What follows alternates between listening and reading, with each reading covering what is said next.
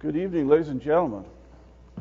Happy 4th of July, 5th of July. Happy 242nd year of freedom, right? Happy birthday to us. It is good to see you here tonight. It's great to assemble. It's great to get back into our normal habits of assembly and worship and that sort of thing. There in Palestine, where we've been going to church, we do some of the Mass, some. Hope you remember, if you wear your mask, did you remember to lower your mask before you partook the Lord's Supper this morning? Just a courtesy reminder of things that you have to get back in the habit of doing. I'm glad to see you. I'm glad to see a number of people here. I'm glad to see Davy and Sonia Carter. And y'all may know them better than what I realize, because I know that you share a daughter-in-law with the Duprees. But Davy and Sonia and I go back to the early 80s back in Frankston. I was preaching there at the church at Frankston. Davy was the youth minister. Davy was very instrumental in me getting to the church at Frankston, working with the young people and also the prison ministry in the early 80s. I think we did a pretty good job for a couple of kids that didn't really know what they were doing. But you know, that was probably, I don't know, 100 pounds ago, and a head full of hair. But Davy and Sonia have been longtime friends of ours and will be friends of ours forever. It's good to see you guys.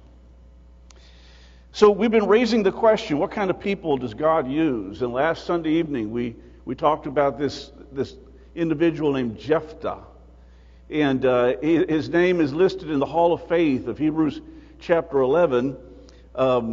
And probably is there because of the great victory that he wrought in the book of Judges. But the way that we remember him is by that tragic vow that he made, where he said that if you'll give me a victory, I will offer as a burnt offering the first thing that comes out of my door, and that was his daughter, and he had to follow through on the vow.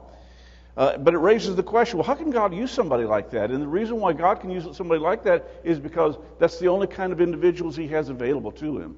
People who have flaws, people who make mistakes, and they do the wrong thing, they say the wrong thing, and they correct themselves, but perhaps they repeat it again. This evening we're going to talk about the kind of people God uses, and Moses is our person for consideration. If you have your old Bible ready to go, you can mark Numbers chapter 20. That's where we're going to be doing some work out of. But just to give you a point of contrast, Exodus chapter 17 is another story that's very similar to what happens in Numbers 20 that you probably ought to have straightened out in your mind. Moses in Exodus chapter 17 has just directed the people across the Red River, the Red Sea, Red River, coming out of Oklahoma, delivered from the Pharaoh in Oklahoma, delivered out of Egypt across the Red Sea. In Exodus chapter 14, they sang the song of Moses, and in Exodus chapter 17, they are not in the promised land. They are in the desert, and they run out of water, and they begin to complain and gripe. It's a desert. The people are thirsty, and they begin to question Moses' leadership in Exodus chapter 17. So God tells Moses, get your staff and strike the rock. And when you strike that rock, water will come forth. You'll slake the people's thirst. They will be provided for, and that happens in Exodus chapter 17. When you come over to Numbers chapter 20, they're still not in the promised land. They're still in the desert. They are 38 years into wandering. This is 38 years later. And they are there in the desert because of the spy situation. Remember that? They were sent out from Kadesh Barnea, 12 spies along with Jacob and Joshua and Caleb. And they spied out the land for 40 days. They came back and they said, man, this place is a land flowing with milk and honey. Let's go get it right now. And there are also giants in the land. They put it to a committee vote. Remember this story? It went down 10-2. And Joshua and Caleb were disappointed. But God said, because you lack faith, I'm going to sentence you to 1 year of wilderness wandering for every day that you were in the promised land spying it out. So they are sentenced to 40 years of wilderness wanderings. You get to Numbers chapter 28, they are still in that period of wilderness wandering. It's 38 years later. The previous generation was still alive, but they were passing on. Now the younger generation, the sons and the daughters of those who witnessed the incident in Exodus chapter 17 are still alive. And they're doing basically the very same thing that they saw their mom and dads do back in Exodus chapter 17. They're thirsty, they're complaining, they don't have what they need, and they turn on Moses once again. So God says to Moses, take the rod, assemble the people, you and Aaron together before them. I want you to speak to the rock. It's voice activated.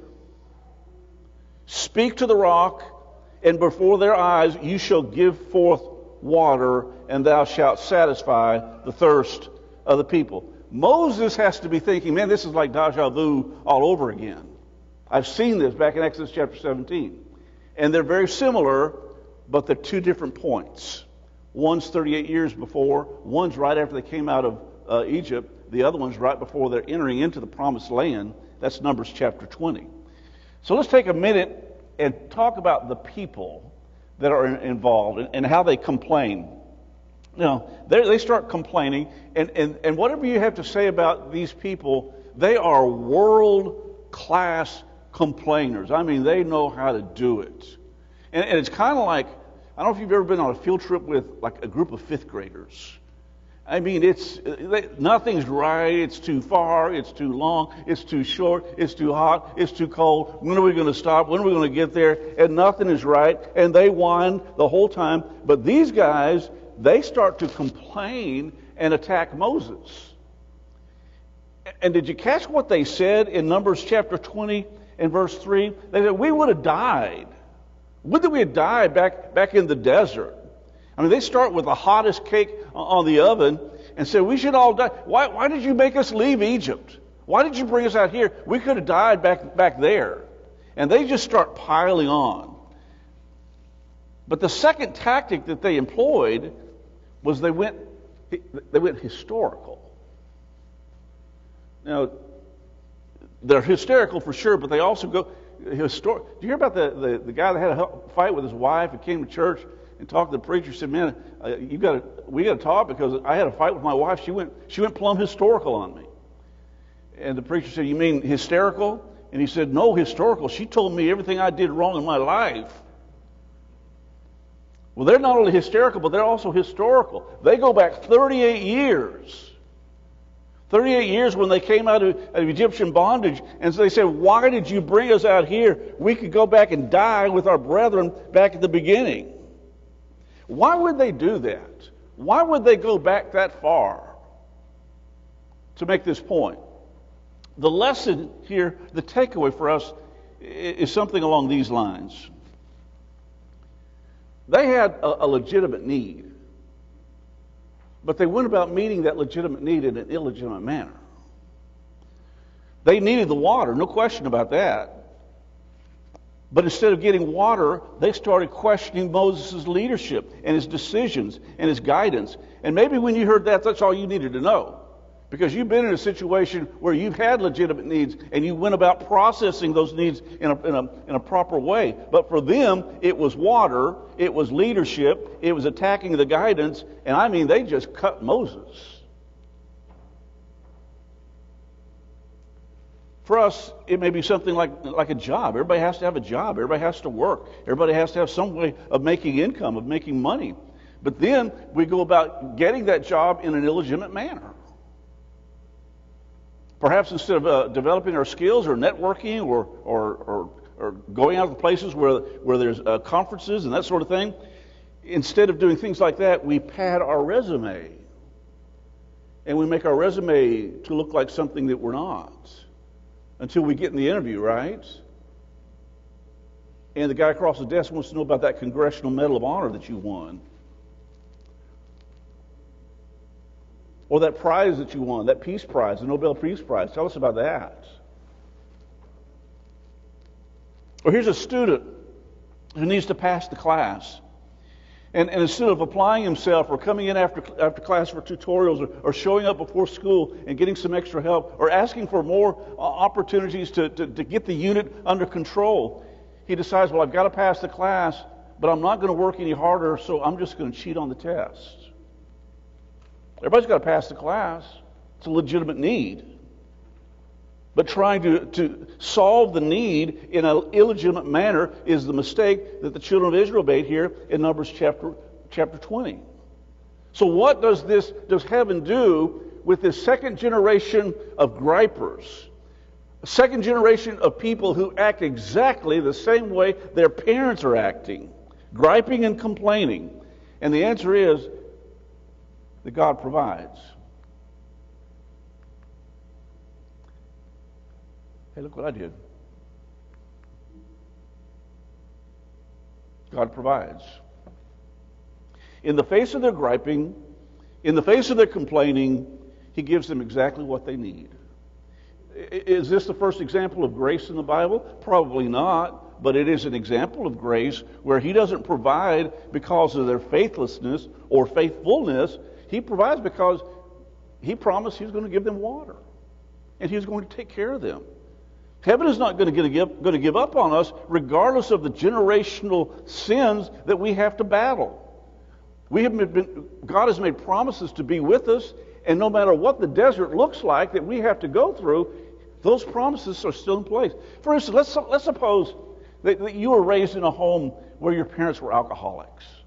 And you looked at that and you said, I don't want to have anything to do with that. And so you were able to keep that at arm's distance in your life, and good for you. But perhaps you were raised in that situation, and you saw that addiction, but as you were coming up, you developed addictions of your own nature, of your own choosing. And you've got those to deal with. Heaven, if that's the desert that you've got to negotiate yourself through, the promises are still there. He's going to take care of you. Now, you may need to help yourself, and you may be prepared to deal with the consequences, but He's not going to let you die out there in that desert. Maybe you were raised in a home where grandma had a short fuse, and everybody had to walk around on eggshells because she was in a bad mood. And when she went off, man, it was terrible. And now as you're growing up, you've discovered you've got a short fuse of your own. Heaven's not going to give up on you when you're in the desert struggling with that thing. Maybe you grew up in a family that historically overextended themselves financially, and now you're the latest person to wander down into that desert. Heaven's not going to give up on you. The promises are still there.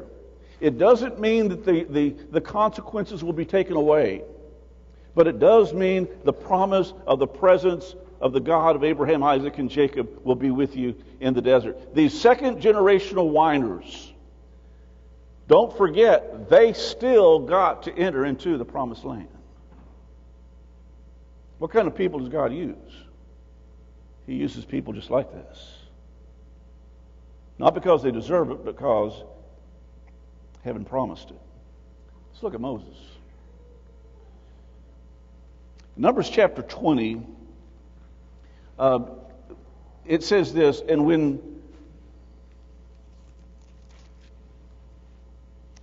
then came the children of Israel, even the whole congregation, to the desert of Zin in the first month, and the people abode in Kadesh, and Miriam died there and was buried there. Now, it's easy to get disoriented. In fact, I understand if you're not very familiar with the Old Testament or with the Bible at all, but you read about this person named Miriam, you're like, okay, it's a random, who's Miriam? And why is this a significance? You'll notice that Miriam is Moses' sister, right? She's not just a random individual. Miriam is the one who, remember at the very beginning of the book of Exodus, and Pharaoh was trying to kill all the baby boys that were born to the Egyptian slaves. And so they were starting to hide the baby boys. And Moses' mother, Zipporah, she makes a basket and she hides it in the Nile River and sends it off.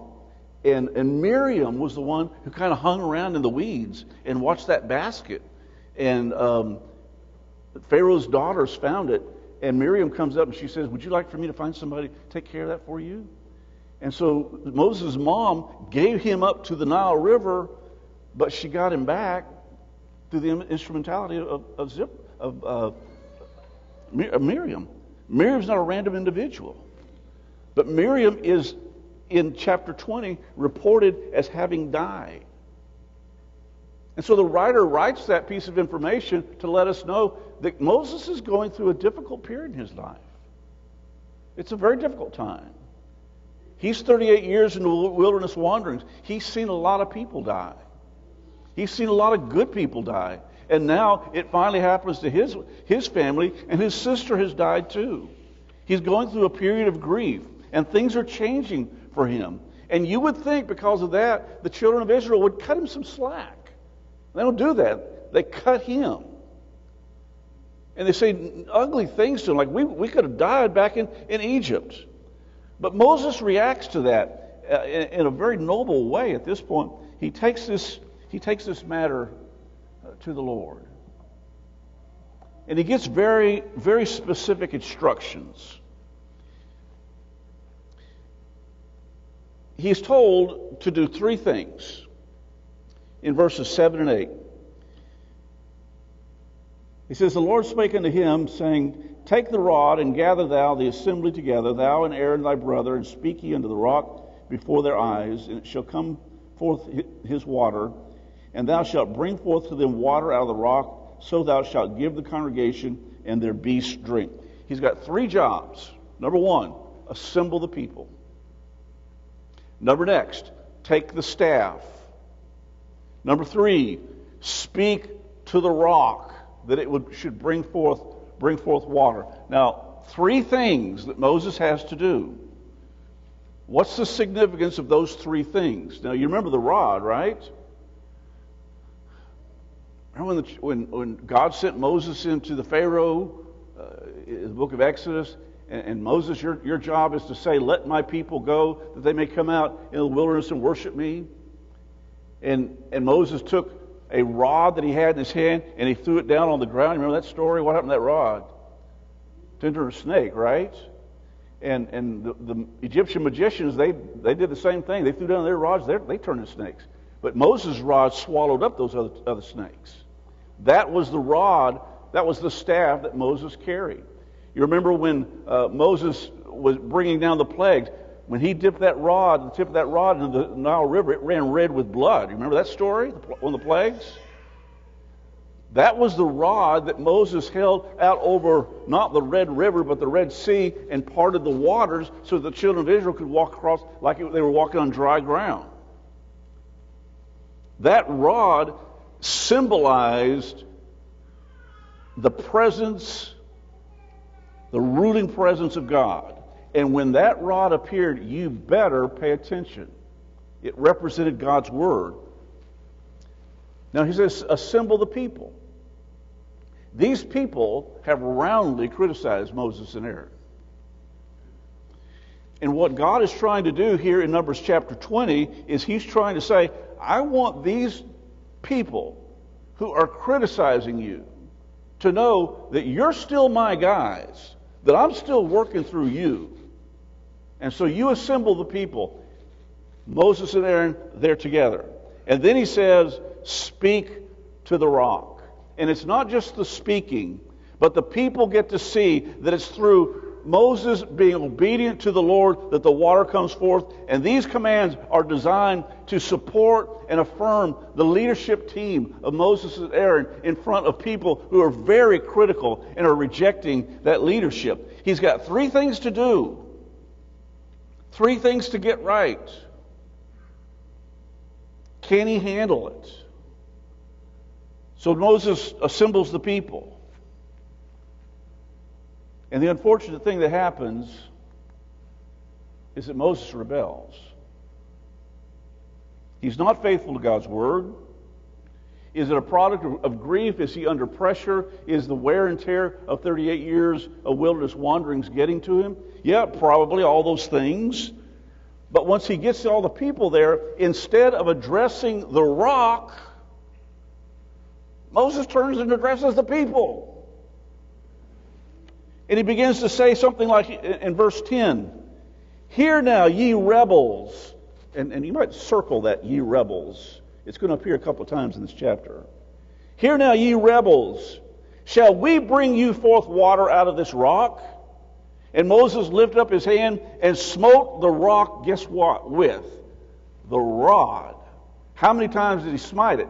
Twice. He smites that rock 2 times with that rod, and this can only be described as a moment of severe frustration on the part of Moses. He's aggravated. He's had an anger issue for a little while. You remember early on in the book of Exodus? He's walking along and he sees that Egyptian soldier abusing that Hebrew slave. And Moses attempts to deliver the children of Israel right then, but that's not the right time. And so he slays that Egyptian soldier. You remember that story? Hides the body. A little bit of anger issue on his part. But look at Psalm 106. Psalms 106 and verse 32. It says, "They angered him also at the waters of Meribah." That's Numbers 20. "So that it went ill with Moses for their sakes, because they were rebellious against his spirit, and he spake unadvisedly with his lips." Notice what God chooses to do with Moses. Your Numbers chapter 20 and verse 12. "Jehovah said unto Moses and Aaron, because you believe not in me." You might want to put a note or a mark where it says, "Believe not." "You believe not in me, to sanctify me in the eyes of the children of Israel. Therefore you shall not bring this assembly into the land which I have given them." And when I first read that, I thought, wow, man, that seems harsh. I mean, you go to work every day and you deliver the children of Israel out of Egyptian bondage after they've been there 430 years. And then you're with them for 40 years of wilderness wanderings. You're working with them every day. And then one bad day at work. Have a little trouble at the house. Bleeds over at work. And I lose my temper. And I say some things I shouldn't say. And now I don't get to enter into the promised land. But look carefully at the words Moses uses. The issue is not about the rules. It's about an inward disposition. Did you notice in verse 12 that God said 2 things went down? Number 1, you didn't believe me. Number 2, you failed to sanctify me in the eyes of the people. What does it mean to fail to sanctify me in the eyes of the people? Moses had that rod, right? Everybody knew what that rod stood for. That stood for the authority of God. That stood for God's rule, His presence, His word. Moses takes that rod. First of all, instead of speaking to the rock, he talks to the people. And he says, "Must we bring forth water out of this rock?" Question. How much do you think Moses and Aaron really had to do with that rock producing water? "Must we do this for you?" And then, now Moses, he just goes off the rails here. He not only speaks to the people, fails to address the rock, but then turns to the rock, hits it, not once, he hits it 2 times. Boom, boom. What Moses is doing at this point is, with that symbol of authority in his hand, he should be representing God, but at this point Moses intercedes and takes the place of God, substitutes his actions for God's actions, substitutes his words for God's words. You know, a prophet, the way he functions, he stands between the people and God, God and the prophet. And God puts his words in the prophet's mouth. He delivers them to the people. In this case, Moses reversed that. And he put his words in God's mouth. And what Moses is doing, essentially, he took the place of God and substituted his words and his actions for God's words and God's actions. and brought forth water from the rock. The issue is not about rules. The issue is, it's about trust. You've got Numbers chapter 20. Look over at Numbers chapter 20, verse 24. Aaron is not allowed to enter the promised land either. He's taken to Mount Hor. He's stripped of his vestry. And he dies there on Mount Hor in Numbers chapter 20. But in describing what happened back in verses 1 through 13, in Numbers chapter 20 and verse 24, God says that you rebelled against my word. They rebelled. Failure to trust is tantamount to rebelling. Moses fell victim, and don't miss this one. It's another takeaway, and I'm pretty much through. The takeaway is this: Moses fell victim to the possibility that you can learn to hate the things that you hate in others. If your job is to oppose denominationalism, make sure you don't become a denominationalist your own self. If your job is to slay monsters, make sure that you don't become a monster your own self. Moses called the children of Israel rebels, and Moses was the rebel all along. But here's the good news. God is a God of rebuke and redemption. It's easy to look at this in Numbers chapter 20 and remember just one thing, that Moses didn't get to enter the promised land. But Moses was not demoted. He continued on as the leader of the children of Israel. He continued on to lead other important battles. This was not the total definition of Moses. And in your life and mine, there's not one single isolated incident that is the definition of who we are. I don't know what you're struggling with this evening. I don't know what the desert is that you're traveling through. But the word that I would leave with you is that heaven is a place of rebuke and also redemption, that you can begin again. You can start all over. And that there is a fountain for you where you can get some help and some relief in struggle in the desert that you're traveling through. We're going to sing an invitation song this evening, and if you're here tonight, and responding in a public way will be a way to help you walk closer with the Lord. We're going to sing for you while together we stand and sing. Won't you come right now? Let's rise up and build.